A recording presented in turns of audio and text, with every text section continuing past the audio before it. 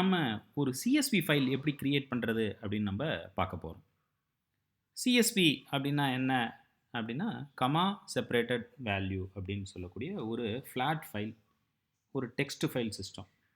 இது எதுக்காக யூஸ் பண்ணுறோம் அப்படின்னு பார்த்தீங்கன்னா, டேட்டா ஆர் இன்ஃபர்மேஷனை ஒரு ப்ரோக்ராம்லேருந்து இன்னொரு ப்ரோக்ராமுக்கு அனுப்புறதுக்கோ, இல்லை ஒரு இடத்துலேருந்து இன்னொரு இடத்துக்கு ட்ரான்ஸ்ஃபர் பண்ணுறதுக்கோ நமக்கு தேவைப்பட வேண்டிய ஒரு ஃபைல், சிம்பிள் ஃபைல் ஃபார்மேட் தான் இந்த சிஎஸ்வி ஃபைல் அப்படின்னு சொல்கிறது.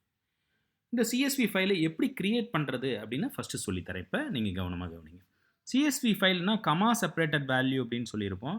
ஒரு உதாரணத்துக்கு இப்போ நான் வந்து ரோல் நம்பர் ஒன்று கிரியேட் பண்ணுறேன், நேம் கிரியேட் பண்ணுறேன், அடுத்தது ஏஜ் கிரியேட் பண்ணுறேன், அவரோட சிட்டி கிரியேட் பண்ணுறேன். ஒரு என்ட்ரு அடிச்சிட்டாவே நியூ லைன் ஆட்டோமேட்டிக்காக கிரியேட் ஆகிடும் இந்த இடத்துல. இப்போ ரோல் நம்பர் 1, அவரோட நேம் வந்து பார்த்தீங்கன்னா சிவம்.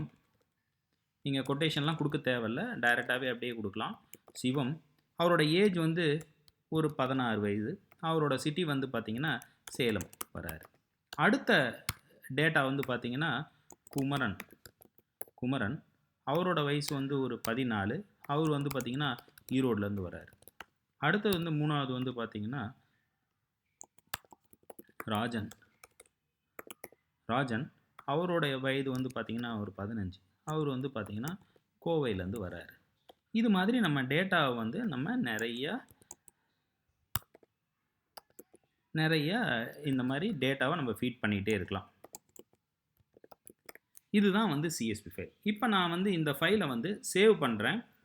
இந்த ஃபைல் சேவ் பண்ணுறது வந்து பார்த்திங்கன்னா, நம்ம வந்து ஃப்ளாட் ஃபைல் சிஸ்டமாக இருக்கிறதுனால தாராளமாக இது நான் டெக்ஸ்ட் எடிட் யூஸ் பண்ணியிருக்கேன்.